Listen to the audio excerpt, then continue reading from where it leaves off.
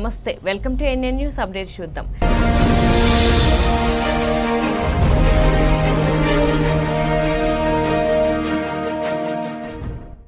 లంబాడీలను ST జాబితా నుంచి తొలగించాలంటూ Adilabad MP Soyam Baburao ఓ సభలో చేసిన వ్యాఖ్యలపై జాతీయ బంజారా మిషన్ తెలంగాణ రాష్ట అధ్యకుడు కృష్ణనాయక్, రాష్ట ప్రధాన కార్యదర్శి రాజయ్య నాయక్ మండిపడ్డారు.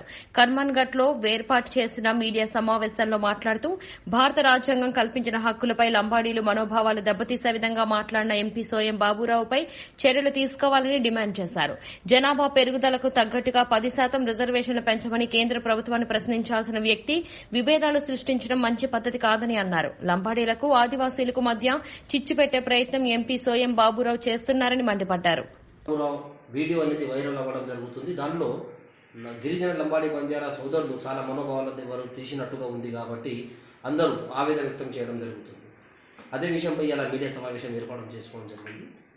నేను ఒకటే మాట మాట్లాడుతున్నా, సోయం బాబురావుకి నిజంగా సోయి ఉంటే గిరిజన తెగల్లో మాత్రం రిజర్వేషన్ పెంపుడు విషయంపై ప్రధానమంత్రి గారితో చర్చించాలి. కానీ ప్రధానమంత్రి అపాయింట్మెంట్ దొరికిన తర్వాత కూడా 10% రిజర్వేషన్ అడగకుండా గిరిజన లంబాడీ విషయంలో మాత్రం రిజర్వేషన్ తొలగించాలని ఒకటే పట్టు మీద కూర్చొని అమాయకమైన ఆదివాసులను మోసం చేసుకుంటా ఇటు లంబాడీ గిరిజన వాళ్లకు ఆదివాసుల మధ్యలో చిచ్చు పెట్టుకొని రాజకీయం పబ్బం కలకడానికి ఈ యొక్క సోయం బాబురావు ఇలాంటి ఈ కుట్రలు పనుల విషయం ప్రతి ఒక్కరు గ్రహిస్తున్నారు. మేము ఒకటే మాట మాట్లాడుతున్నాం. బీజేపీ తెలంగాణ రాష్ట్ర అధ్యక్షుడు బండి సంజయ్ గారికి ఒకటే మాట మాట్లాడుతున్నాం. ఇలాంటి మాట మాట్లాడుతున్న వాళ్ళపైన తక్షణమే చర్య తీసుకోవాలి. ప్రధానమంత్రి మోదీ గారు ఒక మాట మాట్లాడుతుంటారు ప్రతిసారి, జాతిని కించపరుస్తూ బీజేపీ ఎంపీ అయిన సోయం బాబురావు గిరిజన జాతి నుంచి రిజర్వేషన్ తొలగించాలని చెప్పడం, ఆయన మాటను కూడా ఇవ్వకుండా చేయడం జరుగుతుంది. కాబట్టి బండి సంజయ్ గారు ఇలాంటి వ్యక్తి పైన తక్షణం చర్య తీసుకొని హద్దులు మీరితైతే రేపటి రోజు జరిగే నాగార్జున సాగర్ ఎలక్షన్లో మాత్రం గుణపాఠం చెప్పాల్సిన పరిస్థితి వస్తుంది. ఒక ప్రధానమంత్రి అపాయింట్మెంట్ దొరికిన తర్వాత కూడా రిజర్వేషన్ విషయంలో మాట్లాడాల్సింది పోయి లంబాడీ రిజర్వేషన్ మాత్రం తొలగించాలని పదే పదే చెప్పడం జరుగుతుంది. మన భారతదేశం ప్రధాని నరేంద్ర మోదీ గారిపైన కూడా అసత్య ప్రచారాలు చేసుకుంటే కూడా తెలంగాణ బీజేపీ అధ్యక్షులైనా బీజేపీ సోదరులైనా ఎవరు స్పందించుకోవడం అనేది చాలా దారుణం, అతి దారుణం అని చెప్పి మేము దీన్ని ఖండిస్తున్నాం. నేను జరపకుంటే మా నరేంద్ర మోదీ గారు లంబాడీ వాళ్ళు మాత్రం రిజర్వేషన్ నుంచి తొలగిస్తారని చెప్పి సభాముఖంగా ఆయన చెప్పడం జరుగుతుంది. ఇండియా రూలింగ్ గవర్నమెంట్లో పనిచేస్తున్నటువంటి పార్లమెంట్ మెంబర్స్ తుడిన్ దెబ్బ వ్యవస్థాపక అధ్యక్షుడు సోయం బాబురావు గారు మరి లంబాడీ గిరిజనుల పట్ల వారికి ఉన్నటువంటి అనుచిత వాగ్దానాలు మాట్లాడి లంబాడీ తెగల ఆత్మశైర్యాన్ని దెబ్బతినే విషయంగా మాట్లాడడం సమంజసం కాదు. ఎందుకంటే భారత రాజ్యాంగం ఇచ్చినటువంటి హక్కు రిజర్వేషన్లో వారు ఎంపీ కావటం సంతోషం. కానీ ఎంపీ అయిన తర్వాత తను ఓట్లకు దండుకొని మళ్ళీ ఎంపీ కావాలని చెప్పి మరి ఇక్కడ ఉన్నటువంటి బంజారా కమిటీలను రిజర్వేషన్కి ఎలిజిబుల్ కాదు, బంజారాలను పారదోలండి, బంజారా ఉద్యోగులు ఎవరైతే ఉన్నారో ఈ ఏరియాలో ఉద్యోగం చేయకూడదని చెప్పి వారు హెచ్చరిక జారీ చేయటం ఒక రాజ్యాంగ విరుద్ధమని మేము భావిస్తున్నాం. ముఖ్యం భారత రాజ్యాంగం ఇచ్చినటువంటి రిజర్వేషన్స్ తను ఒక ఎంపీగా చాలా ఆలోచించాలి. కర్ణాటకలో ఎస్సీలో ఉన్నారు బంజారా తెగలు, మరి మహారాష్ట్రలో బీసీలుగా ఉన్నారు, ఇది వాస్తవ విషయం. మరి బీసీ కమిటీలో కూడా ముద్దరాజులు కొన్ని కర్ణాటకలో ఎస్సీలో ఉన్నారు, అదర్స్ కమిటీలో వాళ్ళ అదర్ స్టేట్లో కూడా వాళ్ళు మరి ఓసీలో ఉండటం కూడా ఆయన గమనించాలి. ఎందుకంటే ఆ రోజు భారత ప్రభుత్వం ఇచ్చినటువంటి నిబంధనలు అనుగుణంగా మండల కమిషన్ ఏదైతే చెప్పడం జరిగిందో సంచార జాతుల్లో 33 తెగలకు జాతులకు సంబంధించిన వారు రిజర్వేషన్కు ఎలిజిబుల్, వీరు సంచార జాతిగానే కొనసాగుతున్నారు, అడవి ప్రాంతంలో బతుకుతున్నారు, వీరికి రెక్కాడితే డొక్కాడది. అటువంటి పరిస్థితిలో ఒక రిజర్వేషన్ ఇస్తే మరి ఉద్యోగ అవకాశాలు మెరుగుపడతాయి, ఆర్థికంగా బలపడటానికి మరి వారు సమాజంలో ఒక మంచి వ్యక్తులుగా అనిపించుకోవడానికి ఎదుగుదల చేస్తారని చెప్పి ఆ రోజు మండల్ కమిషన్ మరి బాబాసాహెబ్ బిఆర్ అంబేద్కర్ ఇచ్చినటువంటి రాజ్యాంగానికి అనుసరించి రిజర్వేషన్ ఆ రోజు ఇందిరాగాంధీ గారు ఇవ్వడం జరిగింది. తెలంగాణ రాష్ట ప్రభుత్వం pensioners association general body meeting చైతన్యపురిలోని సాయినగర్ కాలనీలో నిర్వహించడం జరిగింది. ఈ కార్యక్రమానికి ముఖ్య అతిథిగా ఎమ్మెల్సీ దయానంద్ గుప్తా హాజరయ్యారు. 70 సంవత్సరాలు పూర్తి చేసుకున్న పెన్షనర్లకు అడిషనల్ క్వాంటమ్ ఆఫ్ పెన్షన్ 15% ఇస్తామని తెలంగాణ ప్రభుత్వం ప్రకటించిందని, త్వరలోనే జీవో విడుదల చేయనున్నారని తెలిపారు. 75 సంవత్సరాల నుండి 70 సంవత్సరాలు తగ్గించడం అభినందనీయమని పెన్షనర్లు అన్నారు. ఈ సందర్భంగా రాష్ట పెన్షనర్స్ అసోసియేషన్ సభ్యులు ముఖ్యమంత్రి కేసీఆర్ కు కృతజ్ఞతలు తెలిపారు. రాష్ట పెన్షనర్స్ తెలంగాణ ప్రభుత్వం అభివృద్దికి అన్ని వేళలా అండగా ఉంటుందని అన్నారు. ఫెడరేషన్ కు మీ యొక్క సపోర్ట్ కూడా మేము కోరుకుంటున్నాం. ఎక్కడ ఏ అవసరం ఉన్నా నేషనల్ ఇవాళ సీఎం గారు మనకు క్వాంటమ్ పెన్షన్ అది కూడా 70 సంవత్సరాల నుంచి 70 సంవత్సరాలు చేసినందుకు, అలాగే 58 సంవత్సరాల నుంచి 61కి పెంచినందుకు, రిటైర్మెంట్ 100% మనకు పిఆర్సి ఇవ్వడం, ఫిట్మెంట్ ఇచ్చినందుకు నా తరఫున, నా వేదికల పెద్దల తరఫున మరియు మీ అందరి తరఫున కూడా వారికి కృతజ్ఞతలు తెలుపుతున్నాం సార్. సీఎం చంద్రశేఖరరావు గారికి, కేటీఆర్ గారు, మన మంత్రివర్యులు వారికి ప్రత్యేకంగా ధన్యవాదాలు, కృతజ్ఞతలు. మీకు ఏ అవసరం ఉన్నా కూడా తప్పకుండా నేను పాల్గొంటాను. నేను ఒక పెన్షనర్గా ఉండి 2003లో వాలంటరీ రిటైర్మెంట్ తీసుకొని 8 years లెఫ్ట్ ఓవర్ ఉండే, లెఫ్ట్ ఓవర్ నుంచి నేను తెలుగుదేశం పార్టీలో జాయిన్ అయ్యి తెలంగాణ పెన్షనర్స్ జేఏసీ పక్షాన మిత్రులు ఇవాళ జనరల్ బాడీ సమావేశాన్ని ఏర్పాటు చేయడం జరిగింది. ఇక్కడ దీనికి గాను మా ఆల్ ఇండియా పెన్షనర్స్ ఫెడరేషన్ తరఫున పూర్ణచంద్రరావు గారు జీవో కూడా మనకు విడుదల చేసడానికి ఏర్పాట్లు కూడా జరుగుతున్నాయి. మరి ఇప్పుడు 70 సంవత్సరాలు నిండిన వారందరికీ మన ఈ క్వాంటమ్ ఆఫ్ పెన్షన్ అనేది మాత్రం చాలా మరి గత 3 సంవత్సరాల నుంచి మేము అభ్యర్థించినా కానీ చేయని కార్యక్రమాన్ని మన ముఖ్యమంత్రి గారు మొన్ననే అసెంబ్లీలో వారు ఇవ్వడం జరిగింది. సో దీని విషయంలో పెన్షనర్ అందరికీ నేను తెలియజేసింది అంటే పెన్షనర్స్ అందరికీ పెన్షనర్స్ భవన్ అనేది ఒకటి నిర్మాణం చేయాలనే ఉద్దేశంతో నేను ముఖ్యమంత్రి గారిని కూడా కోరవడం జరిగింది. దాని విషయంలో కూడా మేము త్వరలోనే పెన్షనర్స్ భవన్ ఒకటి నిర్మాణం చేసుకొని సెంట్రల్లీ లొకేటెడ్ అయిన ప్లేస్లో నిర్మాణం చేస్తామని చెప్పి తెలియజేసుకుంటూ, మరి పెన్షనర్స్కి సంబంధించిన ఏ ప్రాబ్లమ్స్ ఉన్నా కానీ మరి మేమంతా కలిసికట్టుగా వారికి సమస్యలను క్లియర్ చేపిస్తామని చెప్పి తెలియజేస్తాం. అంబేద్కర్ స్ఫూర్తితోనే ఉద్యోగ విధుల నిర్వహణలో సేవలందించి అందరి మన్ననలు పొందారని ఆత్మీయ సన్మాన సభలో ఉమ్మడి వరంగల్ జిల్లా రిజిస్టార్ హరికోట్ల రవి అన్నారు. సబ్ రిజిస్టార్గా 12 సంవత్సరాలు సేవలందించి రిజిస్టార్గా పదోన్నతి పొంది బదిలీ అయిన సందర్భంగా పిల్లి సుధాకర్ అధ్యక్షతన స్థానిక వీఆర్ఎన్ గార్డెన్లో నిర్వహించిన ఆత్మీయ సన్మాన సభలో ఆయన మాట్లాడారు. ఈ సన్మాన సభకి భారీగా ప్రముఖులు తరలివచ్చారు. ఈ కార్యక్రమం విజయవంతంగా కొనసాగింది. ఒక ఉద్యోగి బదిలీకి ఇంత పెద్ద ఎత్తున తరలివచ్చి సత్కరించడం గొప్ప విషయమని కొనియాడారు. ఈ కార్యక్రమంలో RDO Komaraiah, tahsildar Ranjith, town CI Venkataratnam, DAO Ramprasad, ప్రజా సంఘాలు, ఉద్యోగ, ఉపాధ్యాయ, విద్యార్థి కుల సంఘాల నాయకులు పాల్గొన్నారు. ఇంకా మంచి ఉన్నత పదవి వరంగల్లో డిస్ట్రిక్ట్ రిజిస్ట్రార్ గా ఉంటున్నారంటే మళ్ళీ మనకు అందుబాటులో ఉన్నట్టే లెక్క. ఎందుకంటే వరంగలే కాబట్టి వేరే జిల్లాల కంటే కొంచెం కష్టం ఉండేది. వరంగల్ కాబట్టి మనందరికీ దాదాపు మళ్ళీ మనందరి కాంటాక్ట్లే ఉంటారు. వారు యొక్క రిటైర్మెంట్ వరకు అయితే ఇంకా చాలా హైయెస్ట్ పొజిషన్ స్టేట్ దానికి వస్తారా డెఫినెట్ అదే కమిషనర్ గారా వారు కమిషనర్ కావాలని మేము అందరం కోరుకుంటాం. స్టేట్ లెవెల్లో కూడా వారు మంచి పేరు తెచ్చుకోవాలి. డెఫినెట్ గా వారికి మహబాద్ అనేది వారు ప్రతి ఒక్కరిని పేరులో నిలిచిపోతావు, ప్రజల కొరకు పనిచేస్తే ప్రజల్లో నిలిచిపోతావు అని ఆ మహానీయుడు ఒక కొటేషన్ మరి పెట్టడం జరిగింది.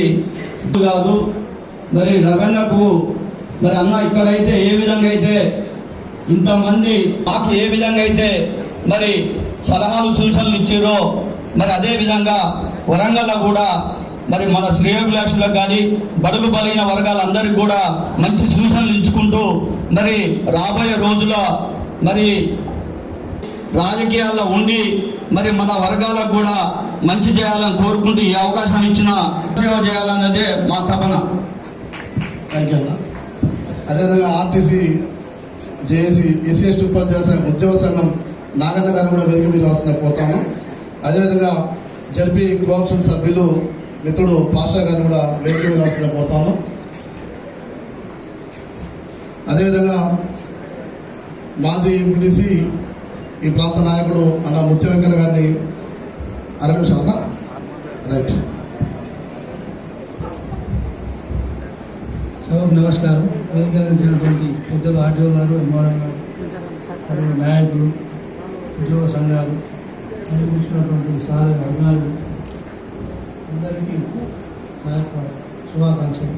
ముఖ్యంగా శుభాకాంక్షలు, ధన్యవాదాలు. Thank you. ఎమ్మెల్యే గారితో పంచాయతీ పెట్టుకుని సాగర్ చూసుకొచ్చింది మా టీం సార్ కోసం. థ్యాంక్ యూ అన్న. మీకు రాజేష్కు వచ్చినటువంటి మిత్రులు అందరూ కూడా. సరే, ఈనాటి ముఖ్య అతిథులలో పెద్దలు మండల మేజిస్ట్రేట్ మండల తహసీల్దార్ రంజిత్ సార్ గారిని మాట్లాడాల్సిందిగా సాధారణంగా సుధాకర్ గారికి, ఈరోజు స్పెషల్ గెస్ట్గా వచ్చేసిన మా ఆడియో గారికి, చైర్మన్ గారికి, వైస్ చైర్మన్ గారికి, వేదిక మీద ఉన్న అందరు పెద్దలందరికీ నమస్కారాలు. ముఖ్యంగా మీకు కూడా నమస్కారాలు. ఎందుకంటే జనరల్గా మనము చిన్న చిన్న సమావేశాలు ఉన్నా ఏదన్నా ఇండిసిప్లిన్ కనబడుతుంది. ఇక్కడ అసలు ఇండిసిప్లిన్, జీరో ఇండిసిప్లిన్. ఎంత చక్కగా కూర్చున్నారంటే పిల్లి సుధాకర్ ఒక నిమిషం మాట్లాడు కానీ 12 గంటల వరకు కూడా కూర్చోడానికి రెడీగా ఉన్నట్టున్నది. నేనైతే కూర్చుంటా. రెండోది, ఒక మంచి మనిషి గురించి తెలుసుకోవడానికి ఇది ఒక అవకాశము, మంచి మనిషి గురించి చెప్పడానికి ఇది ఒక అవకాశము. మంచి మనిషికి రేపు నేను ఎంతసేపు ప్రజల కోసం వెయిట్ ఎంత మంచి కార్యక్రమం చేసి అట్లా మనల్ని సంపాదించగలిగాం. మనము ఏదో సంపాదిస్తాము, ఎన్నో సంపాదిస్తాము, కానీ మంచి మనస్సులలో మనము వాళ్ళ మనసులలో మంచితనం సంపాదించుకోవటం కష్టం. కానీ రవి గారు నిజంగా చెప్పాలంటే ఇంతమంది యొక్క ఆదరాభిమానాలు సంపాదించుకున్నందుకు ఆయన కృతజ్ఞతలు. నేను 3 years క్రితం వచ్చాను. ఇక్కడ వచ్చినప్పుడు ఇక్కడ సబ్ రిజిస్ట్రార్ ఇట్లా హైకోర్టులో రవి గారు అన్నారు, మంచి వ్యక్తి సార్ అన్నారు. నిజమా అంటే నేను ఒకసారి కలిసినప్పుడు నిజంగా ఆయనను చూస్తే ఎట్లా అనిపించిందంటే ఒక సౌమ్యుడు, మంచి మనస్తత్వం గల వ్యక్తి, ఇతరులకు హెల్ప్ చేసే వ్యక్తిలాగా నాకు అనిపించింది. అంటే నేను కూడా హైదరాబాద్లో ఒక పని ఉందని చెప్పి నేను అడిగాను. అదెంత పని సార్ అన్నాడు సింపుల్గా. అంటే మొదలు మనిషిని ఎట్లా అంటే నిరుత్సాహ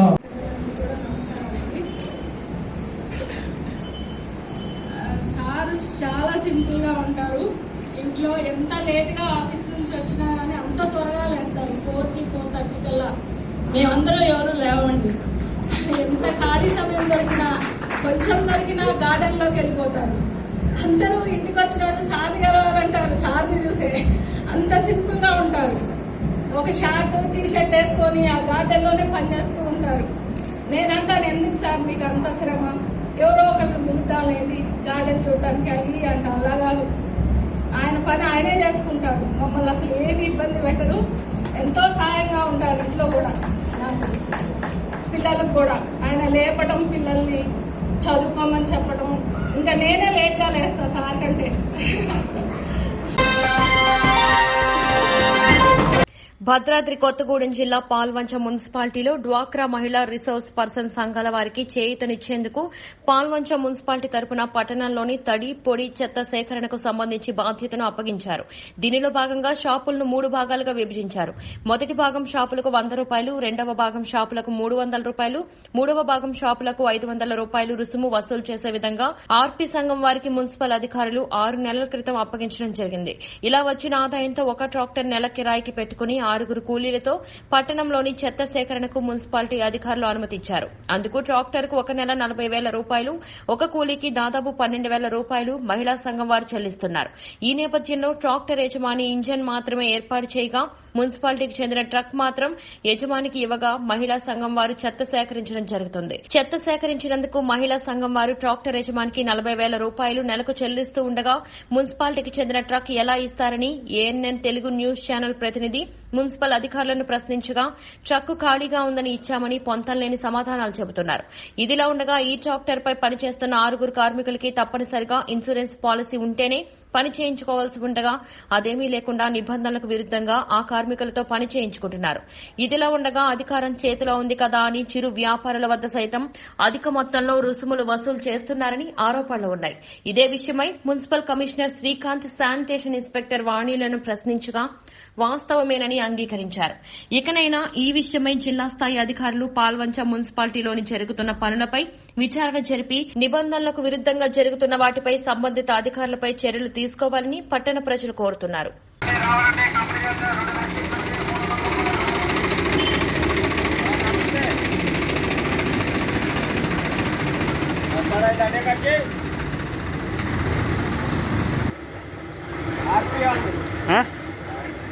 బండి ఎవరిది? ఆర్పి ఎవరు? నువ్వు చెప్పాయా బండి ఎవరిది? ఓనర్ ఎవరు?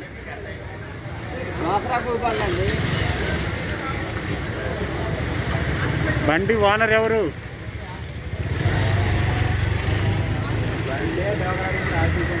ఆర్పి. ట్రక్ ఎవరిది? మున్సిపాలిటీ. దేనికి రెంట్కి పెట్టారా? ఎంగేజ్. ఎంత నెలకి? 40,000. బండి ఓనర్ పేరేంటి? ఓనర్ పేరు తెలియకుండా డ్రైవర్ చేస్తున్నావా? ఓనర్ పేరు తెలియకుండా డ్రైవర్ చేస్తున్నావా? అంతేనా?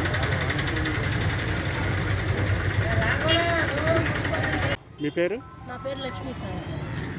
నేను చేపలు అమ్ముకుంటాను. నెలకు 300 కడికి ఒక 5 నెలల నుంచి కడుతున్నాను సార్ మున్సిపాలిటీకి. రసీదు ఇస్తున్నారా? రసీదు ఇస్తున్నారండి. 300కి ఇస్తున్నారా? ఇస్తున్నారండి. రసీదులు ఉన్నాయా? ఉన్నాయి సార్.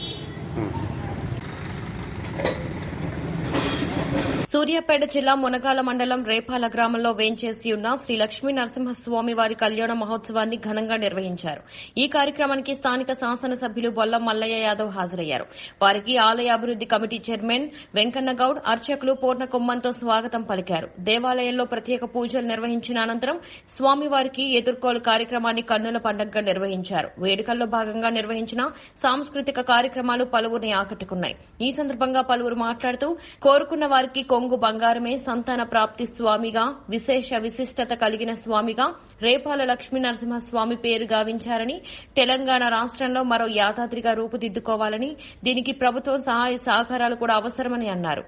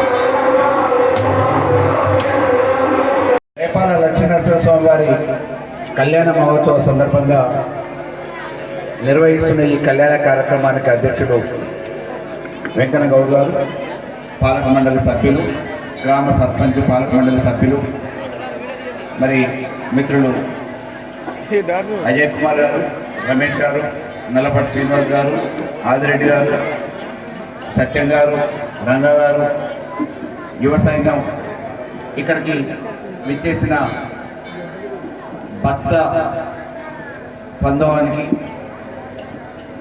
లక్ష్మీనరసింహ స్వామివారి భక్తులకు అందరికీ, ఈ కార్యక్రమాన్ని ఏర్పాటు చేసిన కార్యవర్గ సభ్యులకి, మరి నాట్యాన్ని చేస్తూ అందరికీ ఉత్సాహిస్తున్న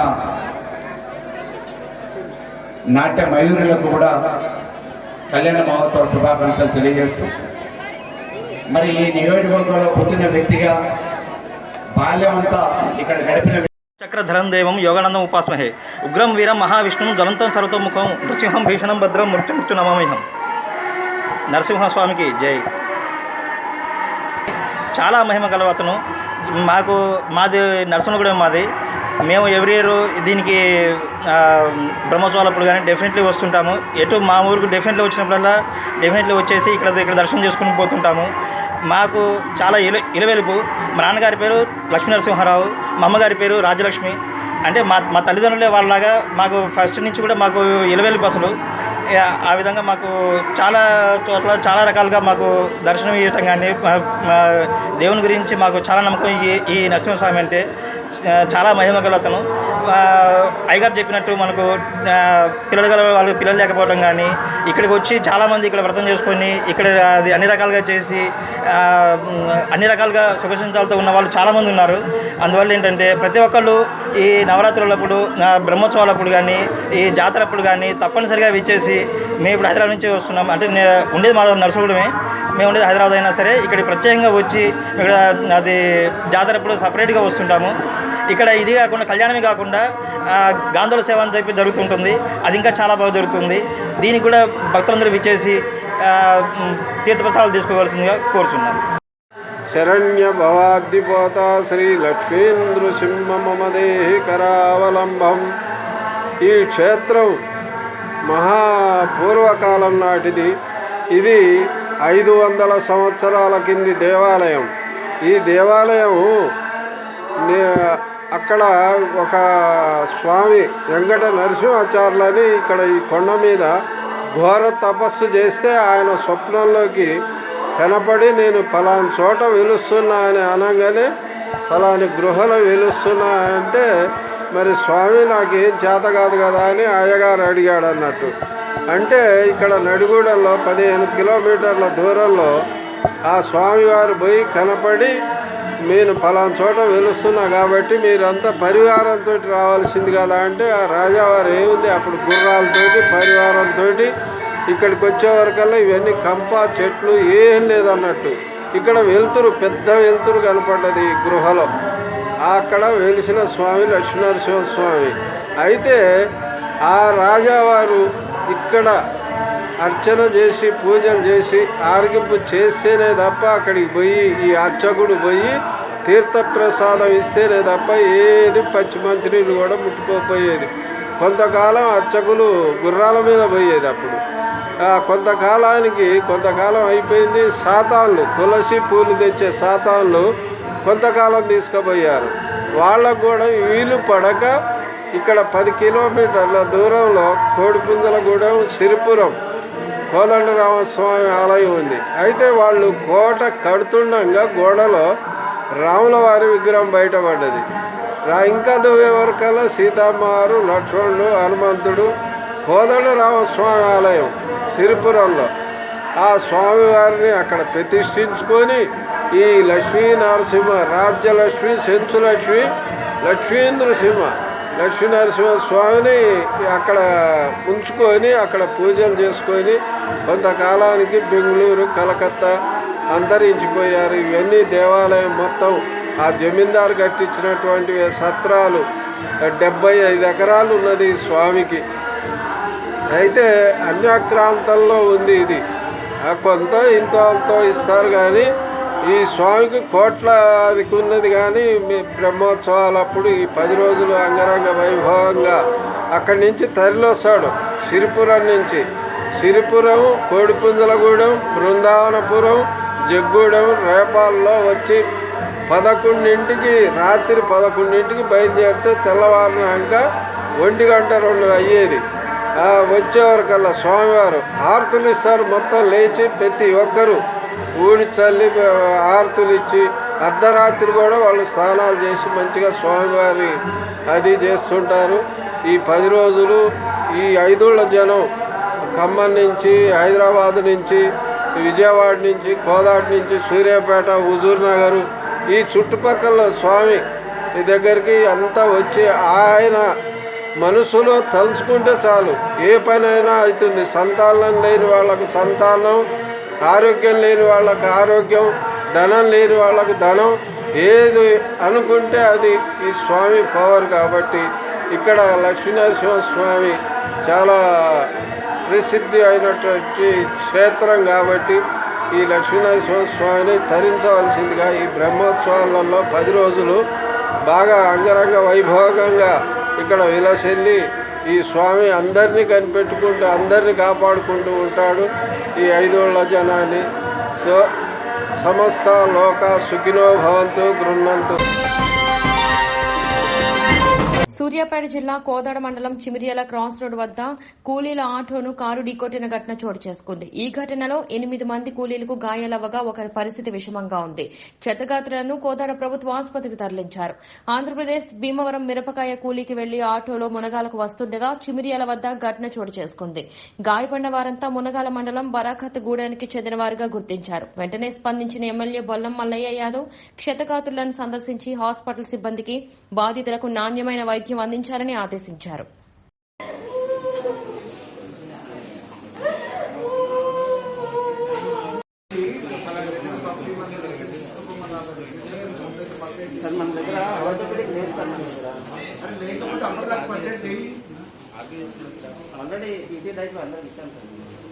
ఇస్తే కట్టనే ఉంచుతే ఎట్లనే కూర్చోని వాళ్ళన్నా కూడా ఓపిక ఉండదు కదా.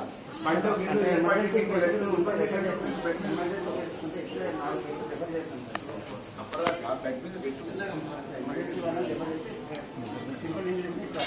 తీసుకో. అప్పుడు నువ్వు దెబ్బలు అన్నీ ఉంటాయి.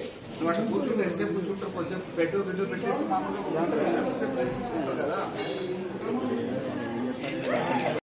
ఇంటి పంపి ఏం తెలుస్తుంది వాళ్ళకి, అటువో అంటే ఎడబడి ఉంటారు. ఎవరైనా పిలిచి ఒక్కొక్కరిని సిస్టర్ ఒక్కొక్కరు తీసుకెళ్ళినప్పుడు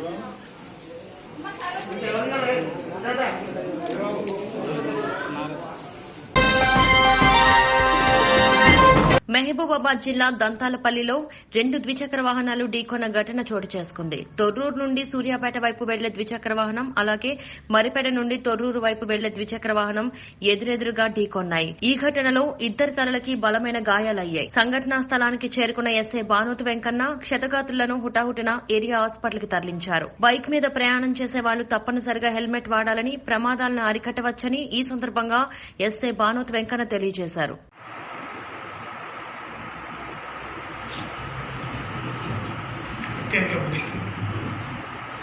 వస్తుంది ఇప్పుడే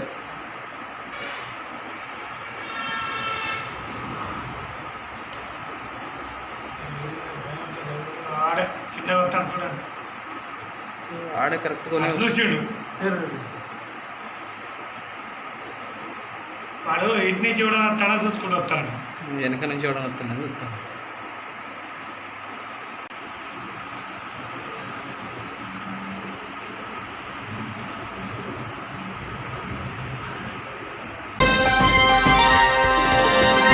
ఖమ్మం జిల్లా కల్లూరు శ్రీ కనకగిరి శివాలయం ప్రాంగణంలో అయ్యప్ప స్వామి జన్మదిన వేడుకలను కల్లూరు అయ్యప్ప స్వామి కమిటీ ఆధ్వర్యంలో మహా అన్నదాన కార్యక్రమం నిర్వహించారు. ఈ సందర్భంగా కమిటీ సభ్యులు మాట్లాడుతూ గత 7 సంవత్సరాల నుంచి కల్లూరు మండల ప్రజల సహకారంతో నిర్వహించడం జరుగుతోందని, మహా అన్నదానంలో పాల్గొన్న ప్రతి భక్తుడికి మంచి జరగాలని తెలియజేశారు. ఈ కార్యక్రమంలో కల్లూరు రైతు సమన్వయ సమితి సభ్యులు అక్కినేని రఘు, వార్డు సభ్యులు మరియు కమిటీ సభ్యులు బసవయ్య, సత్యం తదితరులు పాల్గొన్నారు.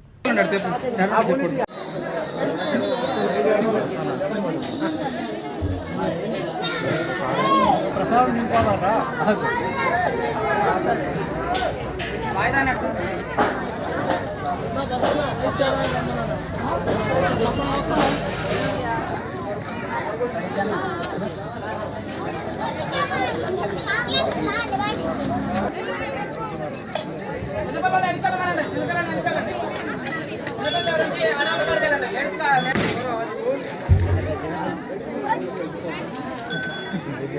కుర్చీలు ఇవ్వాలమ్మా, కొద్ది కుర్చీలు ఇస్తే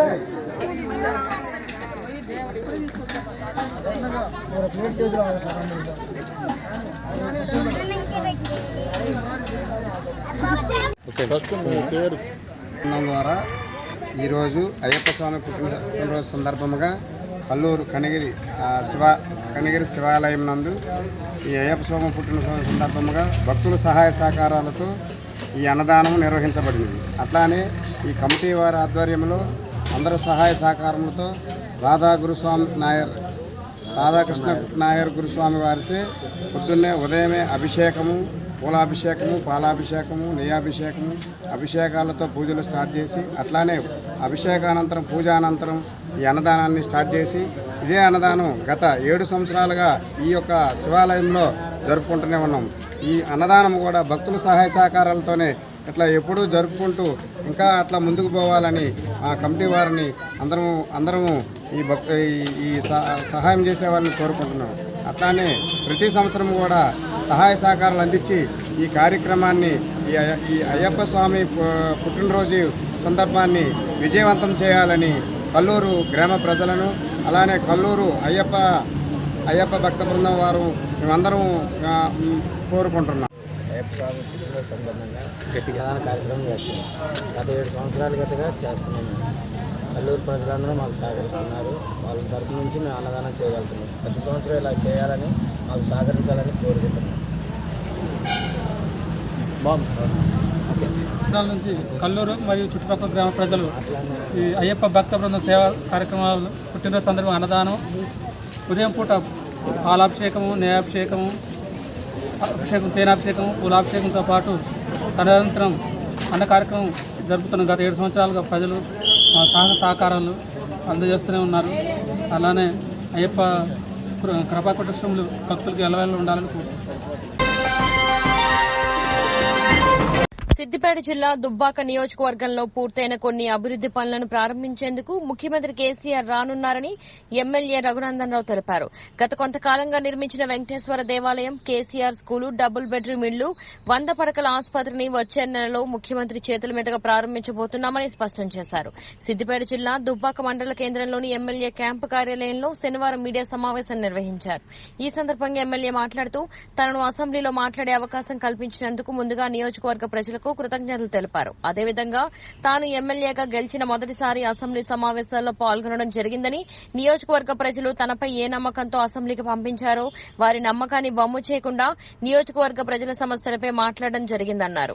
జాతీయ రహదారి కోసం మీరు ప్రతిపాదనలు పంపితే వాటిని త్వరగా మంజూరు చేయాలని ఒక ఎమ్మెల్యేగా తాను కోరితేనే ఈ రోజు కేంద్ర ప్రభుత్వం ప్రకటించిందని స్పష్టం చేశారు. తొలిసారి జరిగినటువంటి రాష్ట్ర శాసనసభ సమావేశాల్లో భారతీయ జనతా పార్టీని, పేద ప్రజల గొంతును వినిపించేటువంటి అవకాశాన్ని కల్పించినటువంటి దుబ్బాక నియోజకవర్గ ప్రజలందరికీ, నన్ను గెలిపించినటువంటి ఓటరు మహాశీలందరికీ కూడా మరొకసారి కృతజ్ఞతాభివందనాలు తెలియజేస్తాను.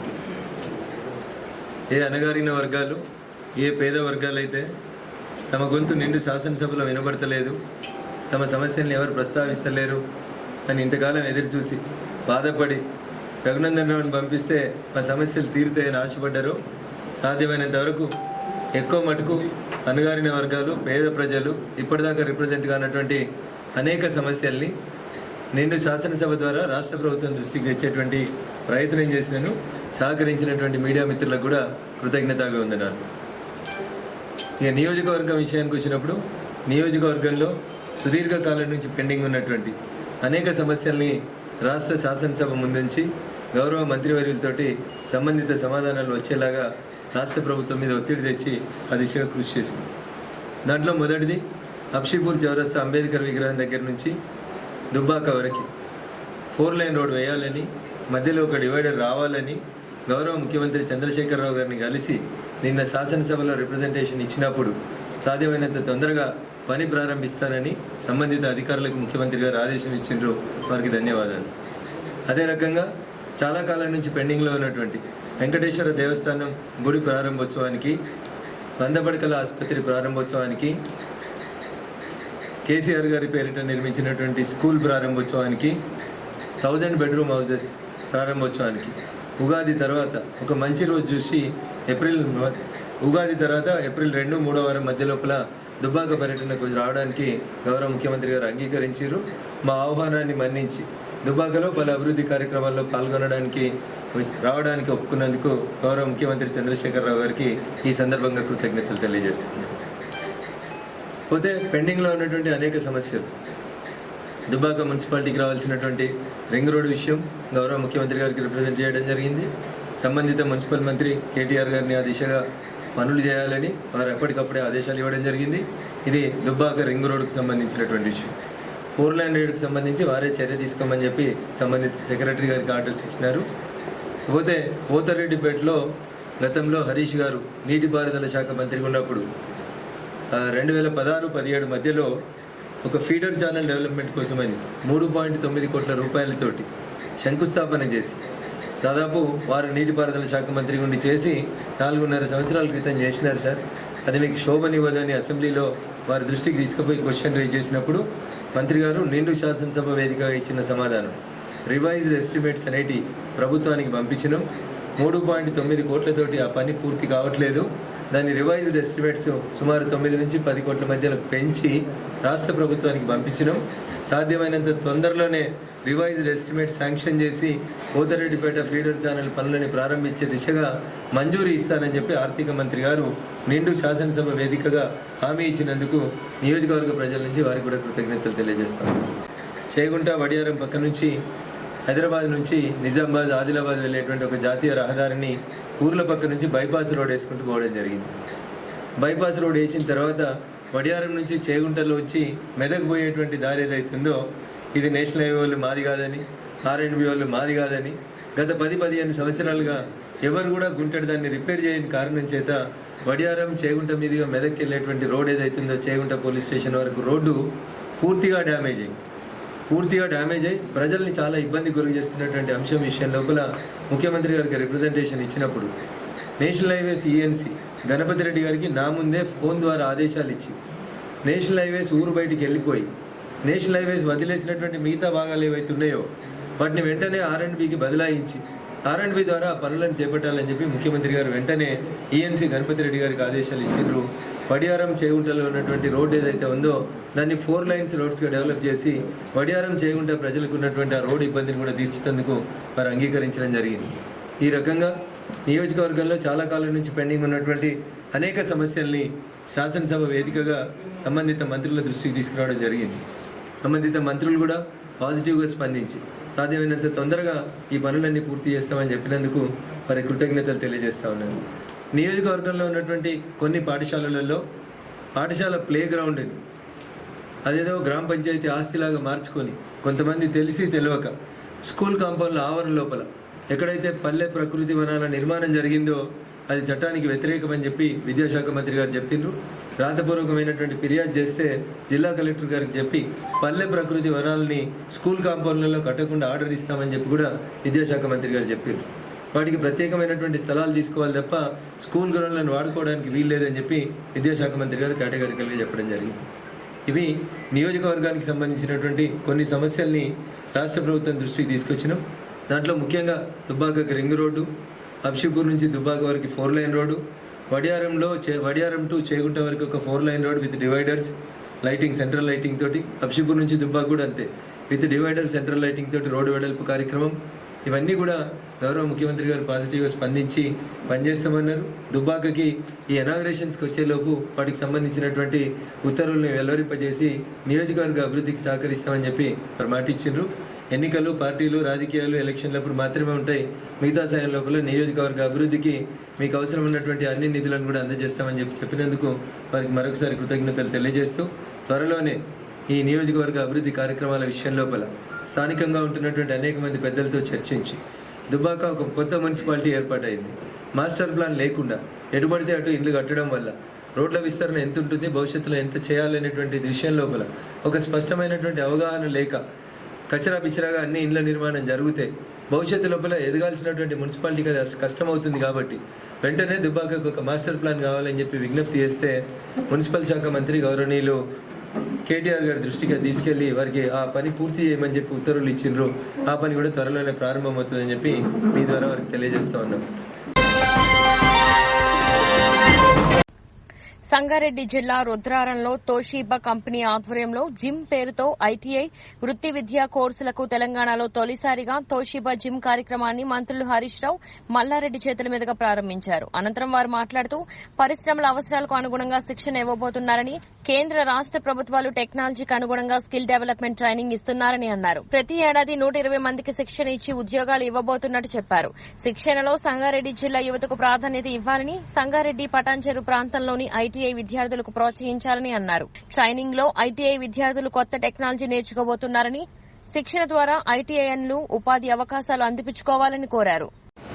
తోషిబాలో పనిచేస్తున్నటువంటి కార్మిక సోదరులకు, మేనేజ్మెంట్లో పనిచేసేటువంటి పెద్దలకు, మీడియా మిత్రులకు అందరికీ పేరు పేరున నమస్కారం. విశాఖ జిల్లా గాజువాక పారిశ్రామిక ప్రాంతం 61వ వార్డు రామకృష్ణాపురం యునైటెడ్ చర్చ్ ఆధ్వర్యంలో మట్టల ఆదివారం నిర్వహించారు. 2021 సంవత్సరాల కిందట దివి నుండి భూమికి దిగివచ్చిన యేసుక్రీస్తు యెరూషలేంలో ఊరేగింపు జరిగిన సందర్భాలను గుర్తు చేశారు. యునైటెడ్ చర్చ్ నుండి రామకృష్ణాపురం మీదుగా వీధుల్లో తిరుగుతూ హోసన్న జయం జయం అంటూ నినాదాలు చేస్తూ యేసుక్రీస్తు ఈ భూలోకంలోకి ఎందుకు వచ్చాడు, మనిషి పాపాలు క్షమించబడాలని, తను సిలువలో మరణం పొంది మరణాన్ని జయించి 3వ రోజు మృత్యుంజయుడై లేచిన విషయాన్ని తెలియపరిచారు. ఈ కార్యక్రమంలో చర్చ్ ప్రెసిడెంట్ సువర్ణరాజు, సెక్రటరీ మార్జిన్, cashier Divakar, joint secretary John, సంఘ సభ్యులందరూ పాల్గొన్నారు. శుభాకాంక్షలు తెలియజేస్తున్నా. మరి ఈ యొక్క గ్రామస్తులందరూ కూడా రక్షణ భాగ్యం దేవుడు దయచేయాలని కోరుకుంటూ, మరి యొక్క నగర సంకీర్తన ద్వారా అనేక బిడ్డలు రక్షణానందం పొందుకోవాలని మరి సువార్త ప్రకటించాం. ప్రయాసపడి పాపవారు మోచిన సమస్త జనులారా నా యొద్దకు రండి, నేను మీకు విశ్రాంతిని కలుగు చేస్తానని ప్రభువారు చెప్పారు. నశించిన దాన్ని వెతికి రక్షించడానికి యేసు ప్రభువారు మరి లోకానికి వచ్చారు గనుక అమూల్యమైన సువార్త మేము ప్రకటిస్తున్నాం. నిత్య జీవాన్ని, నిత్యరాజ్యానికి వారసులుగా చేయటం ప్రయాసపడుతున్నాం గనుక ఈ దినము నగర సంకీర్తనలో సువార్తలో పాల్గొన్న బిడ్డలందరినీ దేవుడు దీవించి ఆశీర్వాదకరంగా మా యునైటెడ్ చర్చ్ ఉంచాలని దైవజనులను కోరుకుంటూ ఈ నా మాటలను ముగిస్తున్నా. May God bless you all. Thank you. మానవుడు తను చేసినటువంటి పాపము నుండి విడుదల పొందలేటువంటి సమయంలో మరి పాపం వలన వచ్చి జీతము మరణమని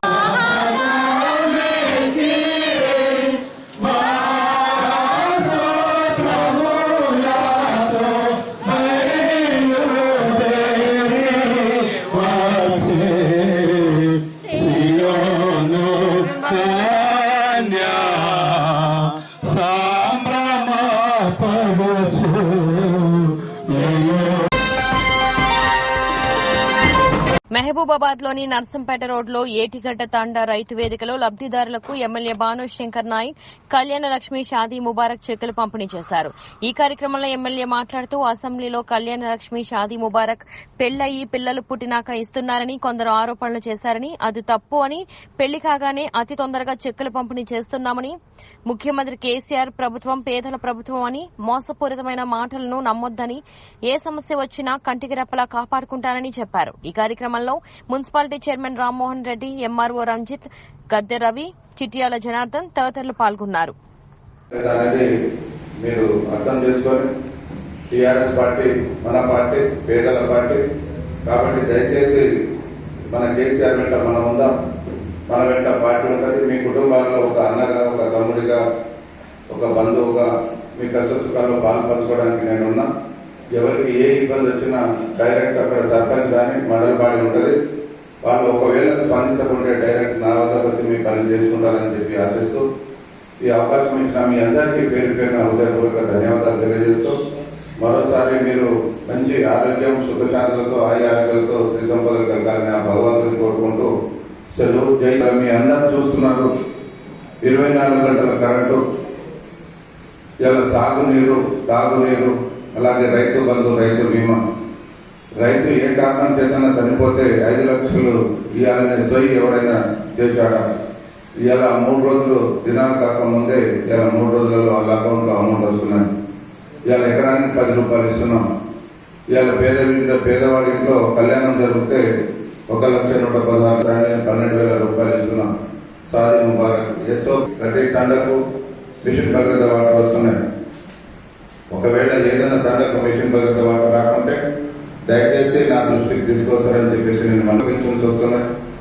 ఎక్కడ ఏదైనా ఏ గ్రామంలోనన్నా ముఖ్యంగా సర్పంచ్లకు, ఎంపీటీసీలకు, మండల బాడీకి నేను ప్రత్యేకంగా తెలియపరిచేది ఏంటంటే, గ్రామం వాళ్ళు తీసుకుంటే ఎవరికైనా ఆసరా పెన్షన్ రాకుంటే వెంటనే దృష్టికి తీసుకురావాలి.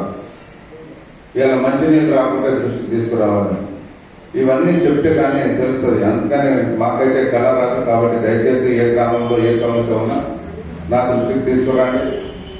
మీరు సుఖశాంతులతో ఉండాలని, ఆరోగ్యాలతో ఉండాలని, ఆ భగవంతుడు మీకు చల్లగా చూడాలని, మీరందరూ పేదవాడి ముఖంలో చిరునవ్వు చూడాలనే ఒక దృఢ సంకల్పంతో ఇలా మన ప్రియతమ నాయకులు కేసీఆర్ గారు ఈ కళ్యాణ లక్ష్మి కానీ, కేసీఆర్ కిట్ కానీ, ఇలా మా తల్లులు గర్భిణీలు పడితే రవాణా సౌకర్యం లేక ఏ ప్రభుత్వాలు ఏ పాలకులు ఆలోచించరు. కానీ మన ప్రభుత్వం ఆ తల్లిని హాస్పిటల్ తీసుకెళ్లి డెలివరీ అయినాక కేసీఆర్ కిట్ చేతిలో పెట్టి 12,000 రూపాయలు ఇచ్చే ఏకైక రాష్ట్రం తెలంగాణ రాష్ట్రం. మరి ఇంత చేస్తున్న రాష్ట్రం మా ప్రభుత్వం కేసీఆర్ వెంట ఉందామా, మరి మాయ మాటలు చెప్తున్న వాళ్ళతో మాటలు నమ్ముదామా అనేది మీరు దయచేసి అర్థం చేసుకోవాలి. ఇవాళ ప్రతి రైతు సంతోషంగా ఉన్నాడు. ఇవాళ మీరు మనమందరం వ్యవసాయం బిడ్డలమే, రైతు బిడ్డలమే. ఈ రోజులలో చెరువులు ఎలా మద్దతుకు వస్తున్నారో మీరు చూస్తున్నారు. అక్కడక్కడ ఏదైనా ప్రాబ్లం ఉంటే నాకు చెప్పుకున్నారు, వెంటనే మనం ఎస్ఆర్ఎస్ నీళ్ళతో నింపుతున్నాం. సో ఎంత అద్భుతంగా, ఎంత సంతోషంగా రైతులు ఉన్నారు. ఇవాళ మీరు ఎంత చూస్తూనే ఉండండి ANN న్యూస్.